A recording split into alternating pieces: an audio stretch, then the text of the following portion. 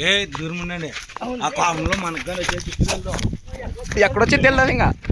ఈ అమ్మ మూతి పట్టుకునేది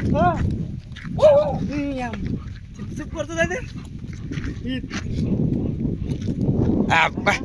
రబ్బు సుమ్మిందే మొగాని కుక్కదే కదా ఏడిదే మొగాని కుక్కదే అది ఏడు తిన్నాక నడుచుకోవచ్చు చూడు